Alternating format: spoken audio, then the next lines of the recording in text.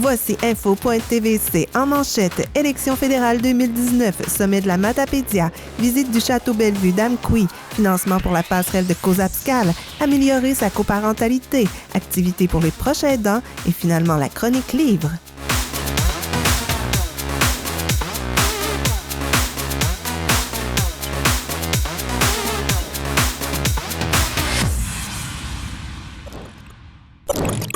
Bonjour et bienvenue à cette nouvelle édition de info.tvc. Cette semaine, on plonge tête première dans la campagne électorale fédérale en vous présentant des extraits du débat des candidats qui s'est tenu le 6 octobre dernier à la salle Jean Cossette d'Amqui. On commence avec des moments un peu plus cocasses qui ont retenu notre attention. Environnementalement, sinon, qu'est-ce qu'il y a à parler? Il y a tellement d'affaires qui se passent en ce moment même. As-tu une idée? On doit vraiment travailler du sens de revenir à qu'il y ait un ajustement avec les États-Unis au niveau du bois, au niveau du transfert de bois. C'est-à-dire on doit travailler dans ce sens-là aussi, de ce côté-là. C'est vraiment ce que j'ai à dire au niveau du sujet, là. Avec un petit clin d'œil. Merci beaucoup, M. Côté. C'est sûr et certain que, comme je disais tantôt, on fera rien en tant que parti rhinocéros. Ça se peut que je commence de mes statements comme ça. Mais une chose que je dois dire, par contre, c'est... Je vais prendre la défense des libéraux. Je fais jamais ça. Je ferai jamais ça après, sûrement. Pendant les négociations, il fallait qu'ils deal avec Trump. Je sais pas si vous avez déjà vu c'est quoi Donald Trump. Je vais prendre la visa, je te laisse l'explication. Mais non, c'est ça. Tu sais, deal avec Trump, ça doit vraiment pas être facile. Personnellement, j'aurais pas fait mieux. Hein. Pas sûrement, j'aurais pas fait mieux. Monsieur Castonguay, il vous restait 30 secondes. Vous pouvez l'utiliser maintenant. Ben, quand vous parlez d'enveloppe, parlez-vous d'enveloppe brune? Parce que depuis tantôt, j'entends le mot enveloppe, puis je me demandais vraiment de quel genre d'enveloppe vous parliez. Puis deuxième affaire aussi, je vois du monde, pour vrai, qui hoche de la tête à chaque fois que je prends la parole, comme quoi, genre, comme si j'avais pas ma place ici. C'est un peu vrai simili. C'est une démocratie, j'ai le droit de parole, puis ceux-là qui sont pas contents, ben c'est ça. Les candidats ont conclu le débat avec ce qui était pour eux les enjeux qui leur tenaient le plus à cœur pour notre circonscription. On est maintenant rendu à la conclusion de ce débat et pour conclure, on aimerait savoir comme question de fermeture quel est l'enjeu matapédien qui vous tient le plus à cœur et on va commencer avec M. Massé. Vous avez 1 minute, bien entendu. Un seul enjeu? Un seul enjeu qui vous tient à cœur. Bon, écoutez, moi, j'en ai 3. C'est le développement économique de notre région, de la Matapédia. J'ai dit que je souhaitais relancer l'usine de transformation du bois en collaboration avec, évidemment, le centre de recherche, la ville qui en est maintenant propriétaire. Donc, c'est un beau projet. C'est un projet qui est directement en lien avec la spécialité de notre région, de la Matapédia. On a parlé des emplois fédéraux. Donc, je tiens à ce que ces emplois fédéraux-là soient créés au cours d'un prochain mandat libéral. Et évidemment, la création d'une mutuelle de services qui va aider les entreprises de la région à faire face à la pénurie de main-d'œuvre, notamment en travaillant au niveau des ressources humaines, travaillant au niveau des relations de travail, travaillant en mettant en place des missions à l'étranger pour recruter de la main-d'œuvre étrangère qui viendrait s'établir chez nous. Donc, il y a des programmes qui existent en Atlantique qui permettent justement à des travailleurs étrangers d'arriver ici et on leur donne en dedans de 6 mois la résidence permanente au conjoint et la conjointe. Donc, c'est ce que je souhaite pouvoir ramener ici dans la région et au Québec. Alors, voilà. Merci beaucoup, M. Massé. Alors, 1 minute, l'enjeu matapédien qui vous tient le plus à cœur, Mme Michaud.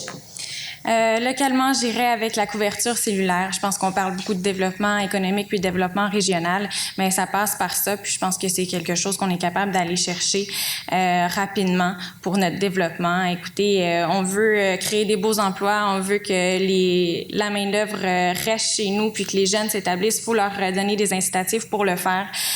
Faut garder nos aînés, prendre soin d'eux. Donc, il y a plusieurs choses à faire. C'est dur de choisir un seul enjeu. Mais j'irai avec la couverture cellulaire parce que c'est plus que temps en 2019. Merci beaucoup, Mme Michaud. Alors, M. Côté, en conclusion, l'enjeu matapédien qui vous tient le plus à cœur? L'enjeu matapédien qui me tient le plus à cœur, c'est simple, je l'ai dit tantôt, c'est vous écouter et amener votre voix à Ottawa.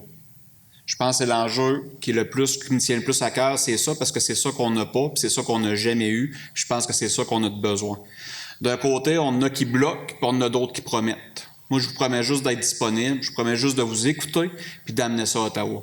Moi, c'est ça l'enjeu pour moi qui est important. Parce que tantôt, je l'ai dit, je croyais pas en politique parce que on vit sur un nuage. J'ai tellement l'impression qu'ils viennent d'une autre planète souvent. Moi, ce que je veux, c'est vous écouter et amener ça à Ottawa, parce que c'est ça qu'on a besoin ici en région, parce que c'est votre voix qui est importante à Ottawa. Puis c'est pas Ottawa qui est important pour notre région, c'est votre voix qui est important. C'est-à-dire, moi, le seul enjeu que j'ai, c'est simple. C'est vous écouter, être disponible pour vous, puis aller me battre pour vous à Ottawa. Puis ceux qui le savent très bien que je sais très bien me battre puis que j'aime ça. C'est-à-dire, Ottawa, ça me fait pas peur d'y aller. Merci, M. Côté. Alors, votre conclusion, M. Castonguay, en 1 minute. L'enjeu qui me tient le plus à cœur, c'est vraiment de garder le monde en région, garder les enfants en région. Là, je parle pas des attachés dans votre sous-sol pour pas qu'ils partent au cégep à Québec, mais vraiment juste trouver une façon de garder des jobs pour eux autres ici, dans le domaine de la technologie ici, parce que c'est ce qui fait le plus pitié, là, je pense, dans tous les domaines que je connais. Là, ma blonde, tout le monde est obligé de partir à Québec, justement, parce qu'il y avait pas, modélisation 3D, synthèse d'image. On s'entend-tu qu'il n'y a pas de job ici pour ça, là? Ça serait juste d'essayer de trouver une façon d'avoir des emplois dans ce style-là ici ou de favoriser le travail à distance pour nos jeunes. Puis une promesse que je vais faire, que même si je suis pas élu, dans le fond, je m'en fous un peu, je vais le faire pareil. J'ai un site web, vous pouvez aller dessus. Juste écrire ce que vous voulez, des promesses, des projets, des idées. Puis moi, après ça, je promets de faire chier la personne qui va être élue ici jusqu'à ce qu'elle fasse votre projet. Ou si ça a de l'allure, c'est sûr là, que si votre projet, c'est d'élever une ferme de lama ici, je vais peut-être pas backer ça vraiment beaucoup, là, mais si votre projet a de l'allure, je promets vraiment de faire chier la personne qui va être élue jusqu'à ce qu'elle apporte ça plus loin. Même si c'est bon. Même si c'est lui. Merci beaucoup, M. Castonguay. Notez qu'une émission spéciale concernant les élections fédérales en cours vous sera présentée du 16 au 20 octobre prochain sur nos ondes et l'émission sera également disponible dès maintenant, en fait, sur la chaîne YouTube de la TVC. On passe maintenant de politique fédérale à politique régionale. La MRC de la Matapédia vous convie au sommet de la Matapédia qui se tiendra le 30 octobre prochain. On y échangera des idées, des propositions d'action également pour les années à venir dans notre MRC.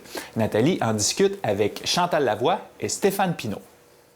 Chantal, Stéphane, il y a un événement qui est en train de s'organiser absolument gigantesque, que je pourrais dire, parce que c'est un sommet.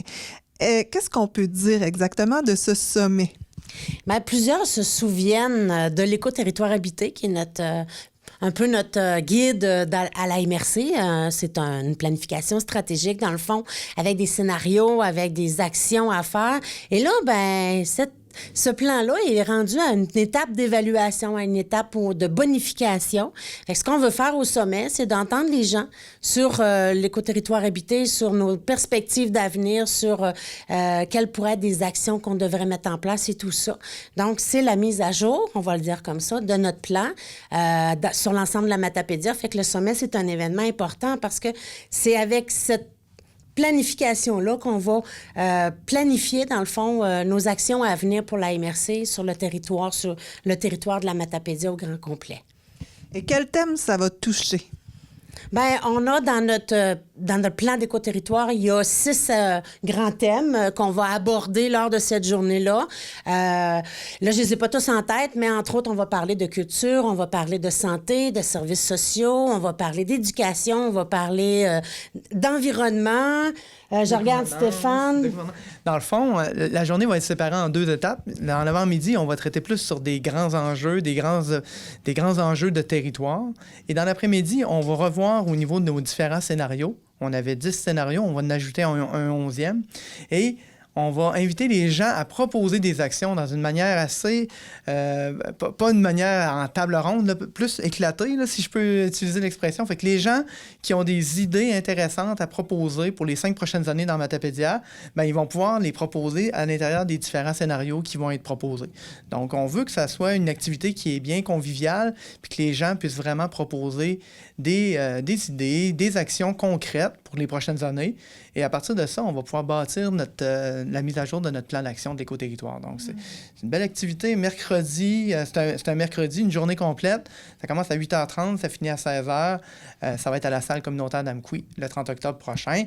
On espère qu'il va y avoir beaucoup de gens. Il y a déjà près d'une 40aine de personnes qui sont déjà inscrites. Puis là, ça va continuer. On le sait que ça va sûrement créer un bel engouement parce que ce qu'on souhaitait beaucoup, c'est que les organisations et les citoyens puissent avoir ce moment-là pour venir nous proposer ce qu'eux, ils ont le goût de faire dans la Matapédia dans les 5 prochaines années. Puis on va le coller à notre planification pour que ça réponde bien à leurs besoins.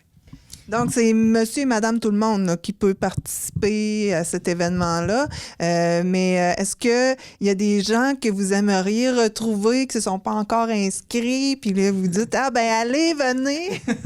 Ben oui, tu sais, dans le fond, officiellement, la période d'inscription, elle est lancée depuis quelques jours seulement. Fait qu'on va laisser le temps aux gens. Il reste encore encore plusieurs semaines avant l'événement en tant que tel. Ce qu'on souhaite, c'est de pouvoir réunir une panoplie d'intervenants de différents domaines, puis des gens aussi qui veulent proposer des actions concrètes dans peu importe les scénarios de développement. On veut des gens qui ont le goût de venir proposer ce qu'ils croient qui pourrait être une voie porteuse pour la Matapédia en tant que telle. Donc, Oui, puis ce qu'il faut ajouter aussi, qui est important d'en dire, parce que souvent les gens ont l'impression quand on fait ces grands événements-là, que par la suite, il n'y a rien qui se passe. Bien, nous, non seulement après l'événement, mais même avant l'événement, il y a des rencontres avec des comités sectoriels de différents secteurs. Il y a des... Puis rappelons-le, il y a un comité de développement pour l'ensemble de la Matapédia qui se réunit régulièrement pour mettre en œuvre ce plan-là. Donc, puis on va avoir la chance durant l'événement aussi de voir le bilan. Donc, qu'est-ce qui s'est fait depuis quelques 4-5 dernières années? Parce qu'il s'est fait des choses aussi. C'est sûr que financièrement, si on avait plus de moyens, on irait plus vite, on travaillerait plus, mais je veux juste rassurer les gens. Ce que vous dites est pris en considération, effectivement. Et toutes les idées qu'on va avoir, le comité de développement de la Matapédia qui regroupe différents partenaires, différents intervenants de tous les secteurs d'activité du territoire sont mis à contribution pour en fixer un plan d'action par la suite. Ça, c'est important aussi parce que vraiment, on prend en compte l'opinion des gens, puis ce qu'ils vont dire, puis ce qui va revenir de là, il va être pris en considération. Puis je veux rassurer les gens là-dessus en partant. Parce que c'est une préoccupation pour moi puis pour l'ensemble des élus. Puis je pense que Stéphane, là, derrière lui aussi, c'est important. Il ne faut pas que les gens viennent nous dire des choses puis qu'après, on ne s'en serve pas, là. Et puis, pour s'inscrire concrètement, comment ça fonctionne? Bien, on peut s'inscrire en ligne. On peut aller directement sur le site de l'Écoterritoire habité de la Matapédia, www.écoterritoirehabité en un seul mot.ca. Et vous allez voir, là, il y a un onglet Sommet de la Matapédia. Vous n'avez qu'à cliquer. Vous allez voir, c'est assez facile de s'inscrire. C'est un très court formulaire en ligne. Si jamais les gens ne sont pas à l'aise pour le remplir en ligne, ils peuvent aussi nous communiquer. Ils peuvent me contacter directement au bureau. Puis je vais remplir avec eux le formulaire là, qui contient quelques questions seulement. Donc, ils peuvent me téléphoner au 418-629-2053, poste 1030. Donc, la date limite, oui, je veux le dire aussi, la date limite pour s'inscrire, c'est le 20 octobre. Donc, et il n'y a aucun frais pour l'activité. Et c'est une activité éco-responsable. On va s'assurer de faire le moins de déchets possible pour cet événement-là. Parce que là, on passe la journée au complet, là, le dîner est fourni? Oui, il y a un dîner qui va être fourni. On va fournir le dîner aux gens. Puis, il n'y aura pas de frais ni pour l'inscription, ni pour le repas. Donc... si vous voulez venir contribuer, on voulait s'assurer que les gens puissent venir participer à l'activité sans qu'il y ait une contrainte financière associée à ça. Donc, on vous invite, mais il faut s'inscrire. C'est important, il faut s'inscrire. OK. Je pense qu'on l'a assez rappelé. On s'inscrit. Alors, merci beaucoup à vous deux. Puis, on vous souhaite un événement à la hauteur de vos attentes. Merci beaucoup. Merci. Il faut s'inscrire. C'est fait. Le Château Bellevue a enfin ouvert ses portes à Amqui. Vous êtes curieux d'en faire la visite? C'est ce que Nathalie vous propose dans le reportage qui suit. Madame Mador, on vient de faire le tour du Château Bellevue ici à Amqui. C'est toute une expérience d'abord, mais j'aimerais qu'on commence par parler un peu des appartements qui ont été loués. Combien il y en a finalement qui ont été pris? Au niveau de la partie autonome, on est loué à peu près 75 nous, on parle de portes, ça veut dire d'appartements. Il y en a 133. Donc, il nous restera à peu près 25 unités à louer au niveau de la portion autonome. Les unités évolutives et l'unité de soins ne sont pas encore ouvertes. Il reste encore un peu de construction pour finaliser le projet. Normalement, fin octobre, début novembre, ce serait disponible pour recevoir d'autres personnes à ces niveaux-là. Mais pour le reste, on compte beaucoup sur nos portes ouvertes du 20 octobre pour justement sensibiliser la future clientèle à venir vivre vraiment la vie de château avec nous. Et c'est possible de venir vivre la vie de château, justement, avec un motel. Puis il y a aussi des possibilités là, pour les résidents de louer des salles. Est-ce qu'on peut en parler un peu de ces services-là? Oui. Le but aussi du Château Bellevue, c'est vraiment que pas juste la clientèle active au niveau, entre nos murs, mais aussi inviter la population et aussi les familles à utiliser nos beaux locaux pour pouvoir justement faire des rassemblements et animer tous ces endroits-là là, avec une joie de vivre. Alors, on peut louer autant la salle de quilles que on a une salle communautaire, on a un motel pour accueillir des gens, pour accueillir jusqu'à 4 personnes qui viennent pour vivre un peu avec les résidents ou qui sont de passage dans notre ville. Nous avons aussi, je l'ai dit tantôt, la salle de quilles, la salle familiale. On peut aussi louer, on a un cinéma, vous l'avez vu tantôt. C'est un endroit aussi qui peut être loué et utilisé en intergénérationnel pour faire une activité. Avec du popcorn, tout ça, là, ça peut faire une belle après-midi en famille. Il y a vraiment beaucoup de services. Et puis, on parle de services, on peut parler aussi de la nourriture. C'est possible d'avoir 2 services de nourriture, ou même 3. Bon, oui, au niveau de l'autonome, la formule pour la location offre 2 repas par jour, le dîner et le souper sur 2 services. Autrement dit, il y a 2 heures de service sur ces 2 repas-là, le dîner et le souper. Et pour l'unité de soins et l'unité évolutive, l'unité évolutive, c'est un peu la transition. On commence à avoir un petit peu de problèmes, là, mobilité ou cognitif, et on a besoin d'être un petit peu plus encadré. Ça peut être aussi un couple qu'un est un peu plus en perte au niveau de la santé, mais l'autre est encore très autonome. Fait que ça permet de vivre quand même dans un appartement, mais d'avoir une équipe qui supervise là, un peu les soins puis les besoins quotidiens là, et journaliers. Et il y a encore beaucoup de place pour des professionnels qui pourraient venir offrir des services ici. Oui, justement, comme je vous disais tantôt, les unités de soins, l'unité évolutive vont ouvrir fin octobre, début novembre, ce qui fait qu'on va avoir encore une deuxième cohorte qui peut rentrer au travail. Ce sera surtout des préposés aux bénéficiaires, de l'aide à la personne, infirmières auxiliaires. On va voir avec un peu la clientèle qui va rentrer, les heures soins associées, et on va voir nos besoins au fur et à mesure là, que ça va se remplir. Il y a même une coiffeuse qui pourrait venir, la pharmacie. Au niveau des services qu'on peut offrir, pharmacie, dépanneur, esthétique, massage ou justement coiffeuse, on n'a pas encore trouvé de preneur. Alors, je lance l'appel à tous dans votre réseau. On sera bien heureux d'accueillir des perles au niveau de ces locaux-là pour justement desservir des services de proximité à nos résidents. Et puis là, présentement, il reste combien de possibilités? Est-ce qu'on peut rappeler combien de logements sont disponibles? Comme je vous disais tantôt, il y a à peu près 75 de loués, donc à peu près 25 unités, beaucoup de 3,5, quelques 4,5, mais je vous demande de contacter notre conseillère en location, Mélanie Turcotte, au 418-629-4623, qui fera le tour avec vous de vos besoins et de voir qu'est-ce qui serait le mieux à vous offrir selon votre désir. Et on invite encore toute la population le 20 octobre prochain. C'est entre quelle heure et quelle heure? Entre 13h et 16h, ça veut dire 1h et 4h de l'après-midi. On sera très heureux d'accueillir les gens pour vraiment leur montrer notre beau château qui est une fierté matapédienne. Avec une belle vue. Très belle vue. Oui. Très, très belle vue, comme les images que Pascal a captées. Vous allez pouvoir apprécier vraiment le panorama que la Matapédia nous offre. Merci beaucoup pour cette visite. Ça m'a fait plaisir et vous revenez quand vous voulez. La campagne de sociofinancement pour le remplacement de la passerelle de Causa-Abscal est maintenant terminée et les Causa-Abscaliens ont de quoi être vraiment fiers. Ils ont en effet réussi la deuxième campagne la plus lucrative de toute l'histoire de l'organisation, La Ruche. Les détails avec Nathalie.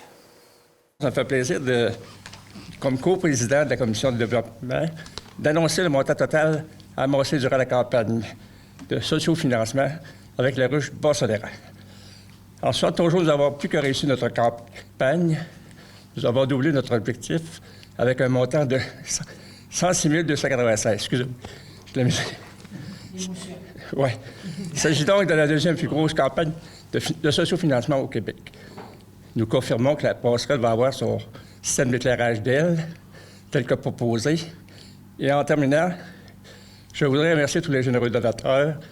Un merci spécial à la Fondation Action Santé pour notre support à notre campagne. Merci. C'est la fin de la campagne, mais c'est le début d'une belle aventure. C'est ce que je dis pour toutes les campagnes, parce qu'il y a une passerelle à bâtir aussi maintenant. Non? Donc c'est le début, on a posé les premières pierres. Et c'est un projet, le projet de passerelle est là depuis très longtemps. La passerelle a 42 ans, je crois. Et ça fait longtemps que la MRC, la municipalité, les élus et la communauté essaient de voir comment faire pour la renouveler. C'est un dossier dans lequel la ruche a été impliquée depuis, je pense, le mois de janvier dernier, si je me rappelle bien à peu près, qu'on a commencé à en discuter, que l'idée a commencé à poindre en printemps dernier.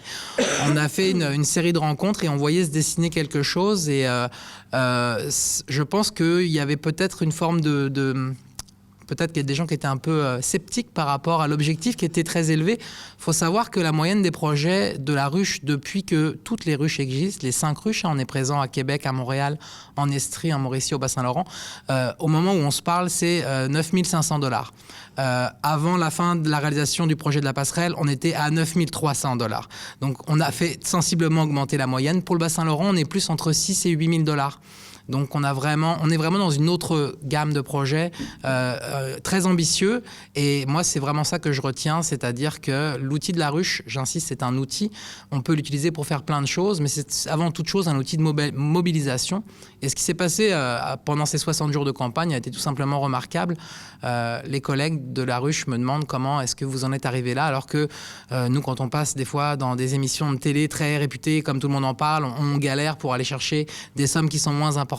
Je dis, écoutez, on a juste un projet qui a été extrêmement mobilisateur, une communauté qui est particulièrement tricotée serrée, un comité de campagne qui s'est arraché. Je ne sais pas combien de rencontres on a fait, mais on en a fait au moins 6 ou 8 avec des petits œufs bacon à Cause-Abscal. Ça va me manquer. J'espère que je pourrai revenir quand même pour d'autres campagnes. Et puis surtout, une communauté qui répond. Surtout, c'est la mobilisation de tout un chacun, petit comme grand. Les contributions, qu'elles soient de 20 $ ou de 5 000, 10 000 $, elles sont toutes importantes. C'est vraiment le message que cette campagne-ci envoie à toutes les autres municipalités, communautés. Lorsqu'on se prend en main, lorsqu'on se mobilise et lorsqu'on travaille fort, on peut réaliser des miracles. Et personnellement, j'ai été extrêmement fier d'accompagner ce projet. Et j'espère que ce sera le début d'une belle collaboration dans la Matapédia et qu'on va faire plein d'autres projets, pas forcément aussi ambitieux, quoique, on pourrait peut-être en trouver. Mais aussi, on pourrait faire plein de beaux projets. Donc voilà, je suis très fière et puis je vous remercie beaucoup. Et merci la Matapédia est très heureuse d'annoncer la contribution de 20 000 $ provenant du Fonds de développement du territoire pour le projet de la passerelle. La mobilisation entourant le projet ainsi que l'aspect novateur du modèle de passerelle proposé font partie des orientations de l'écoterritoire habité. Nous sommes donc très heureux de contribuer au projet qui met en valeur une ressource importante de notre milieu, bien sûr, qui est le bois. Et qui permet aussi le développement de nouvelles pratiques en éco-construction. Donc, félicitations à la Ville pour ce projet ambitieux-là. Puis, on a bien hâte de voir le nouveau modèle installé tout près, là, très prochainement, je l'espère. Dernièrement, on a finalisé les discussions avec la Ville de Cause-Abscal. Puis Cédrico, étant donné qu'il y a eu une très belle contribution de la région, des intervenants, le comité qui a été formé, le monsieur en a parlé. Nous, avec l'envergure du projet, je reviens toujours avec la passerelle en bois, où on est une région forestière, on est en entreprise forestière. Fait que donc, on met le montant total de 100 000 $ dans le projet de la passerelle de Cause-Abscal. Je tiens à remercier tous les gens qui ont collaboré, entre autres, avec nous autres, avec la ruche. La ruche qui était un bon guide aussi dans tout le travail qu'on a fait dans les derniers mois. Puis les gens que j'ai déjà remerciés, je vous remercie à nouveau. Il y a eu un gros travail qui a été fait. De doubler l'objectif, c'est quelque chose qui est magnifique parce que c'était quand même un défi de fixer un objectif puis s'assurer de l'atteindre, mais de le doubler, ça, c'est vraiment, ça fait chaud au cœur. Puis c'est de voir aussi toute la population de la Matapédia, de Cause-Abscal, qui a collaboré, puis qui ont démontré que leurs racines, c'était important pour eux autres. Maintenant, la nouvelle que M. Bérivier vient de nous donner, d'un investissement de 100 000 $, c'est important. Et au niveau de la ville de Cause-Abscal, on a pris une résolution dans les dernières rencontres qu'on a eues à l'effet de nommer officiellement la passerelle de Cause-Abscal. Elle va s'appeler passerelle passerelle Cédrico. Donc, dû au don qui est donné, la collaboration, le fait qu'elle soit en bois. On a dit souvent que la passerelle, c'est notre deuxième lien, puis que le bois fait partie de l'ADN de Causa-Piscale. Les entreprises forestières tout le tour, des gens qui travaillent de la forêt, une école de foresterie. Donc, on va avoir une passerelle qui est à la hauteur de ce que l'on est, Causa-Piscale. Donc, un milieu qui est quand même très forestier, la matière première qui est forestière. Je tiens à remercier aussi les grands donateurs. Vous savez, dans la construction, dans l'architecture de la passerelle, il y a 4 piliers qui vont soutenir la passerelle. Donc, les piliers, il y avait des gens qui pouvaient donner un montant quand même important. C'était 5 000 $ pour être sur un pilier, pour être annoncé sur un pilier. On a 5 donateurs qui ont donné 5 000 $. On a un donateur qui a donné aussi 10 000 $. Donc, on a une entente à faire avec lui sur sa visibilité. Mais c'est des centaines de personnes qui ont donné des montants, comme M. Boucher disait tantôt, de 5 $ à aller à des fois plus de 1 000 $. Donc, je lève mon chapeau à tous ces gens-là. C'était une belle générosité. Madame Roy, vous êtes conseillère ici à la ville de Causa-Piscale, mais aussi membre du comité qui a travaillé fort pour aller chercher de l'argent pour la passerelle. Parlez-moi de comment ça s'est initié, l'idée de la ruche, tout ça. Bon, comment s'est initiée l'idée de la ruche? On a décidé de se regrouper parce que notre passerelle était complètement finie, puis ça nous en prend une neuve. Puis, dans le comité, on a créé un comité, puis ensuite, on a été guidé par la ruche, la plateforme La Ruche. Mais c'est un projet qui nous tenait beaucoup, beaucoup à cœur. En étant conseillère, bon, bien, j'ai décidé de relever le défi. Puis, le premier montant à amasser était de 50 000. Mais je peux vous dire qu'il y avait des sceptiques autour de la table. Déjà, avec 50 000. Et là, c'est beaucoup plus que vous êtes allé chercher. Est-ce qu'on peut dire les noms de ceux qui faisaient partie du comité? Oui, on a Monsieur le maire André Fournier, Michel Paquet de la MRC, Alexis Daou-Tremblay de la Fondation Action Santé, Julien Boucher La Ruche, il y avait Gaétan Gagné, Carole Veilleux, Odile Roy, moi-même, et plusieurs membres de la commission de développement. Tout ce beau comité-là, on a mis la main à la pâte pour amasser ce qu'on voulait là. Malgré, il a fallu avoir un petit peu de stratégie de marketing. Notre façon de faire, je pense que c'était d'inviter les gens sans leur poser la pression, oui. Puis l'invitation a été extraordinaire. Ça a répondu très, très bien. Il y a beaucoup de gens qui se sont rassemblés pour donner des plus gros montants aussi. Oui, puis aussi, il ne faut pas oublier les familles. Les familles, là, ça a été extraordinaire. Vous savez, à Causa-Piscale, là, on est tissé serré. Oui. Alors, c'est beau de voir ça. Merci beaucoup pour votre implication. Merci à toi. Bonne journée. Ça prenait quoi comme montant, la mise de fonds pour pouvoir demander des subventions au gouvernement pour ce projet-là? Habituellement, lorsqu'on parle de subventions gouvernementales, il faut qu'il y ait au moins un 20 % qui viennent du milieu. Fait que nous autres, on a fait nos devoirs. On a déjà ce matin, on annonçait plus de 200 000 $. Puis il y a d'autres subventions qui sont arrivées aussi. Donc, on a déjà fait nos devoirs. Le 20 % on l'a atteint à ce moment-ci. C'est un projet qui, la passerelle, on disait, juste la passerelle comme telle, c'est 857 000 $ d'évaluation qu'on avait. Mais il y a tous les travaux connexes. On parle d'architecture, on parle d'ingénierie. Donc, il y a beaucoup de travail qui amène des factures aussi. Donc, le projet... Oui, dans le 800 000, est-ce que les lumières, l'éclairage d'aile étaient compris? Non. C'est pour ça, d'ailleurs, lorsque vous vous souvenez, à la première conférence de presse qu'on avait fait, l'objectif était de 50 000. En montant à 100 000, ça donne une marge de manœuvre pour être capable de mettre un éclairage d'aile. Une passerelle de 3 mètres, c'est quand même assez large, important. Puis on a beaucoup de piétons, de cyclistes. C'est la route verte qui passe là. Donc, c'est important de bien l'éclairer. Donc, on a la marge de manœuvre, je pense, pour le faire. Actuellement, on est en attente de retour sur les demandes de subventions qu'on a fait. Mais je pense qu'on a fait nos devoirs, on a un bon bout de chemin de fait, puis on continue de travailler dans ce sens-là. À quelle heure le montant s'élève là, pour les paliers de gouvernement? La question, c'est plus à combien on s'attend d'avoir on vise autour de 700 000 pour être capable de compléter, comme je disais, avec tous les à côté là, pour la construction de la passerelle. Donc, tous les frais qui sont connexes à ça, les demandes de permis, etc. C'est beaucoup de travail. Vous savez, ça fait plusieurs années. Moi, je suis le maire qui parle actuellement, là, mais le maire qui me précédait, Mario Côté, a travaillé beaucoup sur le dossier de la passerelle. Il a fait beaucoup de contacts. Donc, c'est pas un dossier qui est d'hier. C'est des dossiers qui prennent quand même du temps à attacher, autant au niveau des autorisations, au niveau du financement, bien sûr, là. Mais on pense éventuellement être capable de la faire en 2020, sinon maximum 2021. On se tient au courant. Merci beaucoup. Merci. Monsieur Bérubé, avec le montant que vous avez annoncé aujourd'hui, je suis venue un peu les jambes molles parce que c'est énorme.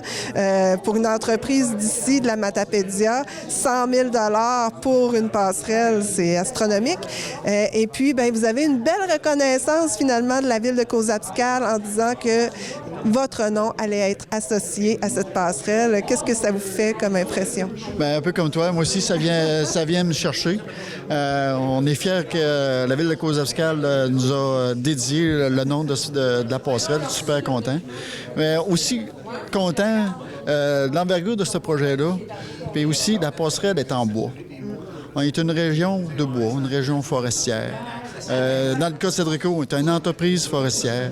La vallée de la Matapédia a déjà été capitale forestière. Fait que donc, un tel beau projet, devant tout l'engouement, l'investissement des gens, des comités pour aller chercher la mise de fonds. Fait que, écoutez, nous autres, ça nous a soulevés, ce qui a fait en sorte qu'on a mis un total de 100 000 $. Je tiens à préciser que le 100 000 $, pourquoi qu'on le met?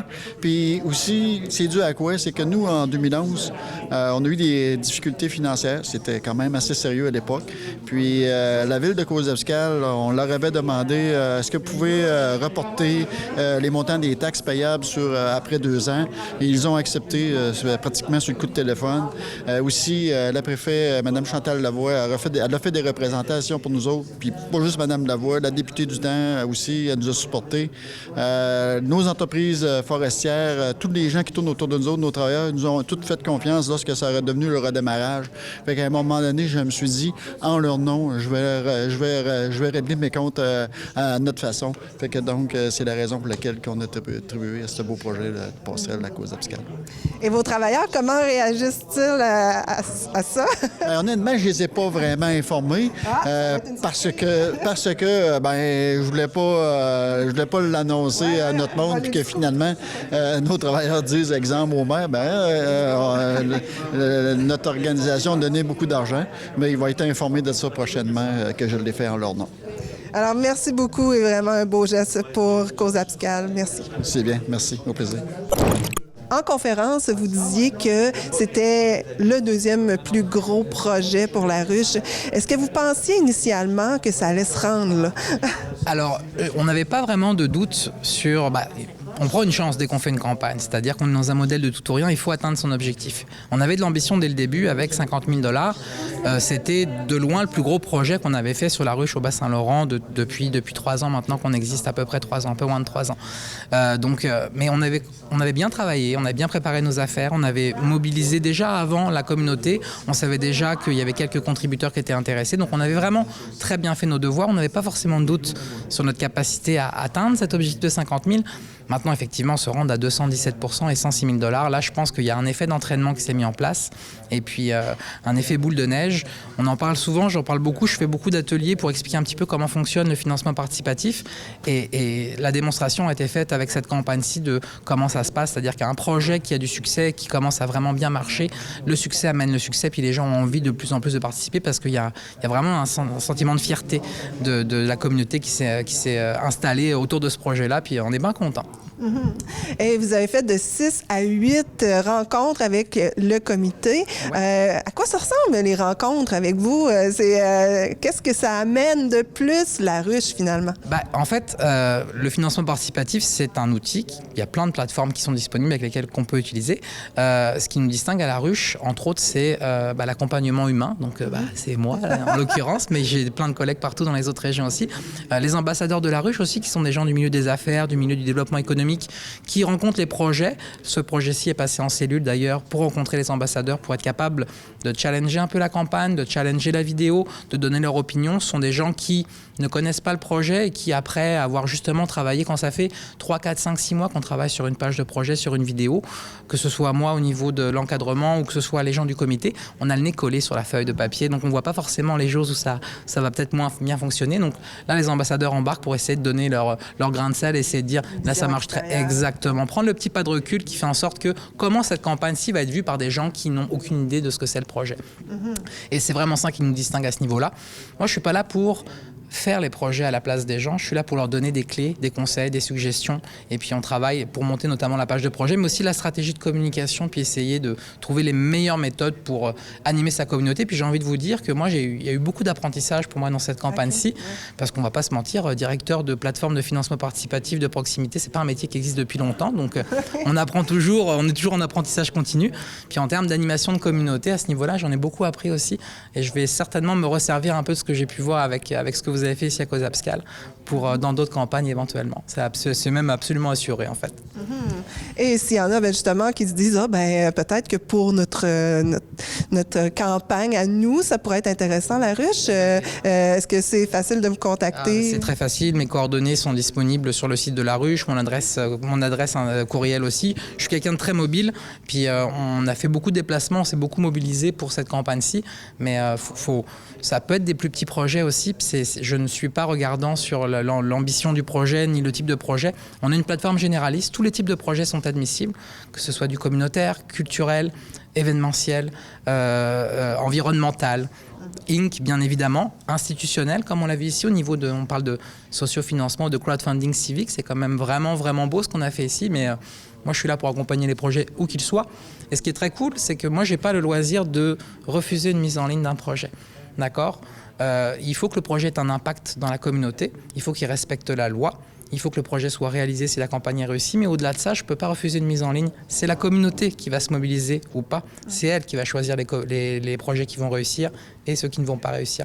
Donc c'est vraiment ça qui est cool, c'est que moi je dois voir le potentiel de chacun des projets, mettre les promoteurs dans les meilleures conditions de réussite, puis après c'est à la communauté que ça appartient. Alors, merci beaucoup de vous être investi ici à Cozapscal et félicitations pour cette belle réussite. Félicitations à vous et puis merci beaucoup. Cosmos Matapédia vous convie à une formation pour les parents qui désirent vivre une coparentalité plus harmonieuse. Nathalie en discute avec Mylène Vézina. Madame Vézina, vous êtes ici à la Maison des familles parce que vous allez faire des rencontres avec des parents pour parler de coparentalité. Mais ce terme-là, ça englobe quoi au juste? Bien, je dirais que la première condition, c'est d'être parent. Il faut être parent pour venir à une réunion. En fait, c'est une petite formation des ateliers de coparentalité. Et ça s'adresse à toutes les familles, que ce soit homoparentale, monoparentale, une famille nucléaire, c'est-à-dire traditionnelle, papa, maman, les enfants. Le seul critère qui va réunir tous les gens qui viennent à la formation, c'est le fait d'être parent. Et le partage des tâches, j'imagine. Bien, oui, parce que quand on est parent, on s'aperçoit qu'il y a beaucoup de travail qui vient avec ça, surtout quand les enfants sont petits. Quand ils grandissent, ça se transforme. Mais il y a toujours on peut dire surcharge de travail qui s'ajoute à ce qu'il y avait déjà là. Et c'est pour parler de comment on s'enligne avec tout ça, comment on s'organise avec tout ça en tant que parent, en tant qu'adulte responsable d'enfants. Donc, la formation, est-ce que ça va être, OK, on fait des grilles horaires, on a essayé ça, ça fonctionne pas? Comment ça fonctionne? De quoi vous allez parler exactement? La première chose qu'on va se poser comme question, c'est ma famille, comment est ma famille? Est-ce que ça correspond à mes valeurs? Est-ce que je m'en vais là où je voulais m'en aller quand j'ai rêvé d'être parent? Et après, l'idée, c'est de se réaligner si on n'est pas exactement à la bonne place, de réaliser qu'on est deux, des fois on est moins deux, de réaliser tout ça, en fait, de se donner la chance de prendre un temps pour réfléchir à notre parentalité, ce qu'on a peu de chance de faire dans nos vies aujourd'hui. Et pour que ça soit possible de parler de ces choses-là, mais en groupe, comment allez-vous vous organiser pour échanger? Est-ce que c'est les couples qui vont parler entre eux pour se donner des trucs ou c'est vraiment un enseignement que vous donnez? C'est plus des ateliers, c'est-à-dire que à travers des jeux, à travers des activités, on va prendre conscience de ce qui est en train de se passer dans nos vies. On va se poser la question, est-ce que je suis alignée avec ce que je suis, avec ce que je veux? Même chose, le partenaire. Et après, il y a la communication entre les deux parents. Il y a le fait d'être deux parents, qu'on soit séparés ou pas, on est deux parents. Et il y a plein de choses qui rentrent en ligne de compte qu'on ne prend pas nécessairement le temps de se dire, de réfléchir à deux, de communiquer, d'échanger. Donc, c'est vraiment un temps où on vient se poser la question, je suis parent, il y a un autre parent avec moi dans l'histoire, comment est-ce qu'on s'organise pour être en ligne avec ce qu'on veut vraiment? Donc, ça se fait... il va y avoir des échanges entre parents, évidemment, mais c'est surtout un peu un voyage au travers ce qu'on est ou la situation actuelle, où est-ce qu'on veut aller. C'est moi qui guide ce voyage-là. C'est pas une thérapie, même s'il y a des prises de conscience qui vont se faire, simplement parce qu'on n'a peu le temps de se poser la question et de regarder ce qui se passe profondément, là. Pas juste c'est qui fait la vaisselle à soir. Mais justement, là, vous donnez le temps aux parents parce qu'il y a même un service de halte-garderie. Le souper, c'est organisé aussi. C'est vraiment, là, vous voulez de la participation. Eh bien, moi, je suis maman de 4 enfants, puis des soirées où, en plus des devoirs du souper, puis du quotidien, il faudrait que j'aille faire... J'en aurais pas moi-même des temps pour ça. Donc, ce qu'on a fait avec la Maison des familles, puis Cosmos Rimouski... Matapédia, c'est qu'on a réfléchi à comment on peut faire pour que les parents puissent avoir du temps pour eux. Et c'est pas évident de faire garder les enfants en semaine. Les formations se donnent un mardi soir, donc on a décidé de prendre ça en charge, c'est-à-dire que la formation est en soirée, il y a le souper qui est prévu, la garde d'enfants et l'aide aux devoirs aux besoins pour les enfants qui sont plus grands. Donc c'est vraiment un moment de soutien où les parents peuvent prendre le temps pour eux. Et j'imagine qu'il faut s'inscrire à l'avance pour pouvoir profiter de tout ça, parce que là, c'est toute une organisation. Oui, les inscriptions se prennent au travers du site Cosmos Matapédia. Et il y a un petit formulaire d'inscription là, disponible sur le site Web. Et justement, Cosmos est en grande partie aussi là, dans l'organisation de tout ça, mais il y avait quand même beaucoup de partenaires là, pour cette soirée-là. Oui, alors un petit mot pour dire que c'est organisé par la Confédération des organismes familiaux du Québec, qui lui-même a été financé par le Secrétariat de la condition féminine. Et Cosmos Matapédia est un acteur très important dans ce projet-là et on voudrait les remercier, les féliciter pour leur mobilisation pour permettre cette formation, ces ateliers sur la coparentalité ici à Amqui. Et en terminant, Madame Vézina, on va dire les dates de ces ateliers ainsi que l'endroit où ça a lieu. Ça a lieu ici à la Maison des familles à Amqui, 67 rue Lambert. Les dates, le premier atelier est le 29 octobre, ensuite il y en a un autre le 12 novembre et le 26 novembre. Ça commence à 17h parce qu'on inclut le souper et ça termine vers 8h. Alors, merci, puis on vous souhaite bien du plaisir à travers tout ça. Merci. Vous êtes un proche aidant? Saviez-vous que la Maison des familles de la Matapédia propose des tonnes d'activités pour les gens comme vous? Gemma Gagnon parle de ces activités avec Nathalie. Gemma, on se retrouve aujourd'hui pour parler des prochaines conférences qui vont avoir lieu pour les proches aidants, qui peuvent toujours être accompagnés par les aînés aussi. Donc, on va parler d'abord du 15 octobre à 18h30. Ça parle d'anxiété. Oui, on a souvent des demandes pour le stress, l'anxiété, la dépression légère. Et on a demandé à Karen Larocque, qui est psychologue, qui se spécialise maintenant en autodéveloppement, de venir parler de ces sujets-là. Alors, le 15 octobre, au Centre communautaire d'Amqui, elle va prononcer une conférence qui va être très animée parce que c'est quelqu'un qui est très dynamique. Alors, on devrait avoir quand même du plaisir à parler d'anxiété. Et c'est le 15 octobre à 18h30. Il y a des frais pour le public de 20 $ en pré-vente. Et pour les proches aidants d'aînés, c'est 5 $ le billet. Donc, on peut s'en procurer ici à la Maison des familles de la Matapédia. Et à l'entrée, c'est 25 $. Donc, il vaut mieux acheter notre billet à l'avance.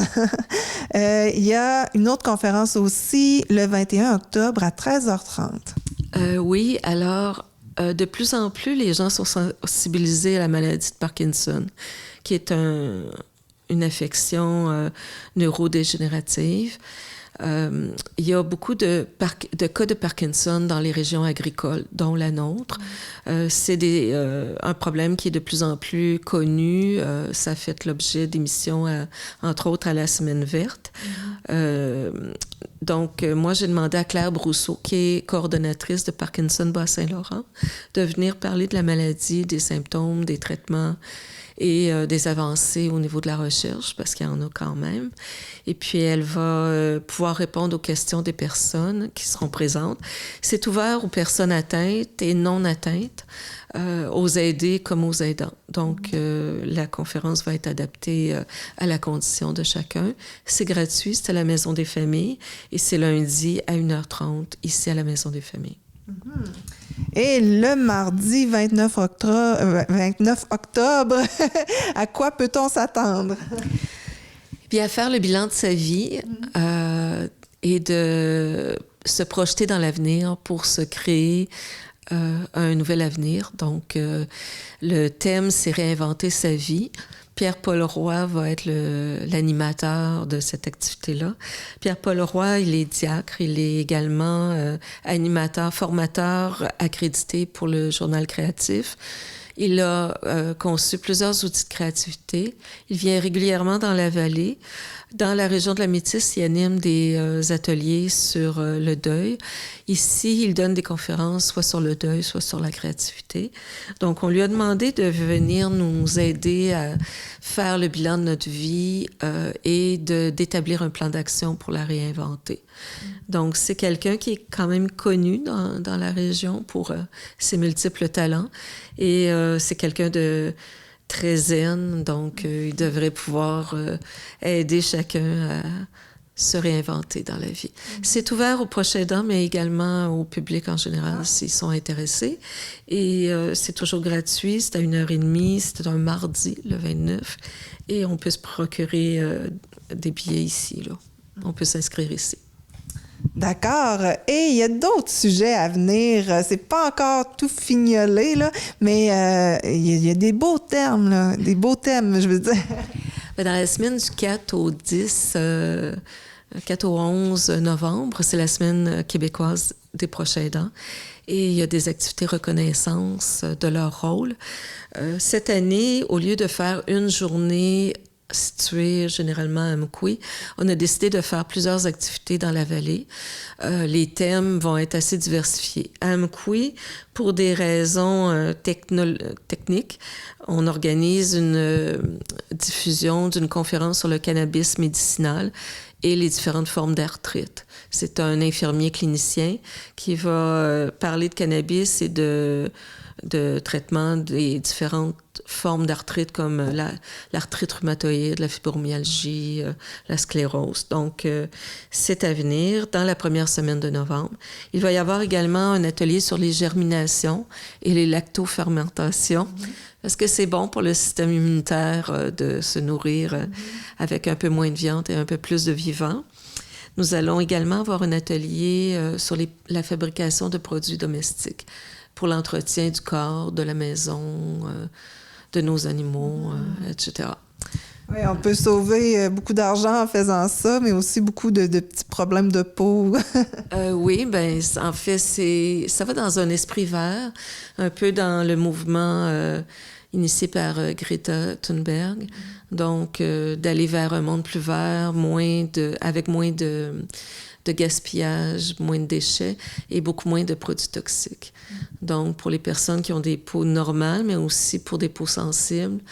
Pour les animaux aussi, parce qu'on utilise beaucoup de produits avec des odeurs, des parfums qui peuvent être toxiques pour certains animaux. Donc, je pense que cet atelier-là pourrait répondre aux besoins, là.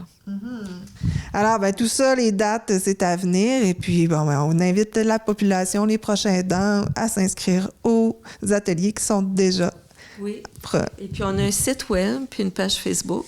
On annonce les événements sur ces pages-là. Alors, tout le monde est bienvenu. On passe maintenant au côté culturel. Mike Roy parle des activités qui sont à venir à la Bibliothèque Madeleine-Gagnon d'Amqui avec Émilie Boulay-Chouinard. Alors, Mike, on est de retour avec nos chroniques de livres à la Bibliothèque d'Amqui. Oui. Ça fait plaisir de revenir te voir. Ça fait plaisir de vous accueillir ici à la bibliothèque. Tu vas nous présenter des livres, des nouveautés que tu as chaque semaine, chaque mois, des activités aussi qui s'en viennent à la bibliothèque. Oui. Je te laisse commencer. Tu nous as préparé des suggestions. Tout à fait. Là, j'ai commencé avec des DVD que j'ai achetés dernièrement. Oui. Des DVD documentaires. OK. J'ai une pas pire sélection qui s'en vient en grandissant. OK. Ça, dans le fond, on en prend ça comme un livre. C'est comme un livre, c'est un document. Donc, c'est 4 à la fois pour 3 semaines. OK. Oui. Ah, c'est génial, ça. Puis t'en as beaucoup... J'en ai à peu près une vingtaine en ce moment. Puis c'est de différentes... Là, je vois que t'as Demain qui était bien intéressant, mais t'as aussi des DVD pour faire du sport. J'en ai plusieurs pour faire du sport. C'est très populaire. C'est ça qui sort le plus pour le moment. Oui. Ben, crème, ça coûte très cher, ça, puis on se tente vite. Oui, puis du yoga aussi pour personnes âgées. J'ai des exercices pour personnes âgées aussi. Puis des documentaires assez variés. Là. Ben oui, je vois ça. Crème, je vais venir en emprunter. Parfait. Et t'as un livre que moi aussi j'ai lu, j'ai hâte de t'entendre parler. C'est ma lecture d'été que je vous dirais. Marcher sur un Lego et autres raisons d'aimer la vie de Stéphane Dompierre.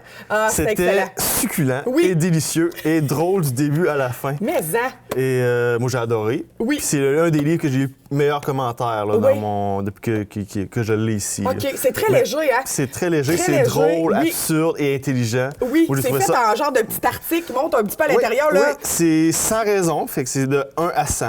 Oui, puis ça peut être aussi niaiseux que de regarder les fleurs dehors, que d'aller sur une pèse personne, puis d'avoir maigri. Oui, avoir maigri ou voir des gens qui font du jogging, donc c'est... Ou il parle des trolls aussi sur Internet, que c'était mon bout préféré, le plus drôle, que les gens ne savent pas écrire. En tout cas, ça, c'est magique. Oui, moi, j'ai adoré. Fait que ça, à recommander à n'importe qui. À n'importe qui, et c'est drôle du début à la fin. J'ai ri aux larmes. Oui. Parfait. Oui. Puis là, je vois ton affiche avec des super activités pour cet automne. Pour cet automne, une belle programmation, autant pour les jeunes que pour les adultes. Oui. Des conférences, Halloween, Compostelle, et j'ai mes heures du compte à tous les samedis en ce moment. Et de la zoothérapie avec histoire aussi, le mercredi soir. Oui. OK.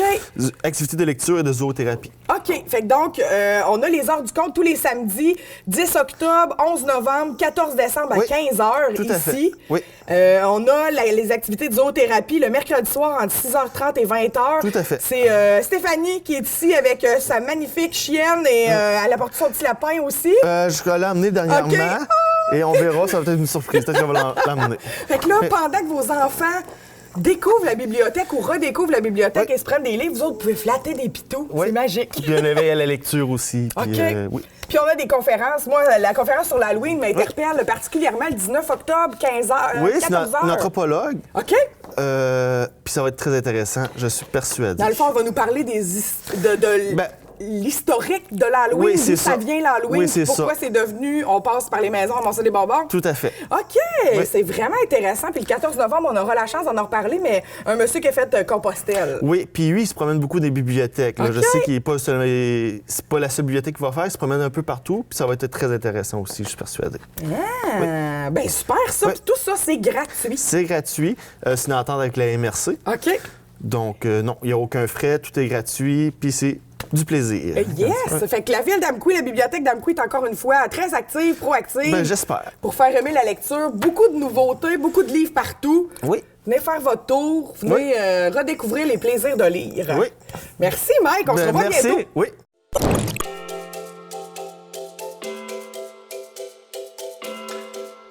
Vente de garage au profit de la fabrique de Sainte-Irène, dimanche le 27 octobre de 9h à midi. Faites votre offre au sous-sol de l'église de Sainte-Irène, 366 de la fabrique. Jeudi le 17 octobre à 9h à l'espace famille d'Amqui, vous êtes invités à venir discuter avec une infirmière en périnatalité dans le cadre de la clinique Amis des bébés. Informations par téléphone au 88 629 22 11 au poste 3317. Atelier gratuit pour les parents, la routine des devoirs et des leçons. Mercredi 23 octobre entre 18h15 et 19h15 à la Maison des familles de la Matapédia. Informations et inscriptions avant le 20 octobre au 88 629 1241. Du nouveau chez Quai Vallée, tous les dimanches 10h, 10 $ par enfant, souliers, encadrement et formation inclus. Plaisir garanti. Pour information 88 631 1413. À la Bibliothèque de Sébec, rencontre avec l'auteur Régent Pigeon, lundi le 28 octobre dès 18h45. Les jeunes de 12 à 29 ans sont invités à proposer un projet pour peut-être se mériter une bourse projet jeunesse allant jusqu'à 35 000 $. Rendez-vous à l'adresse tablejeune.ca pour tous les détails. Le 31 octobre prochain, les jeunes sont invités à la ressourcerie de la Matapédia pour avoir des friandises entre 9h et 17h. Rendez-vous au comptoir d'accueil.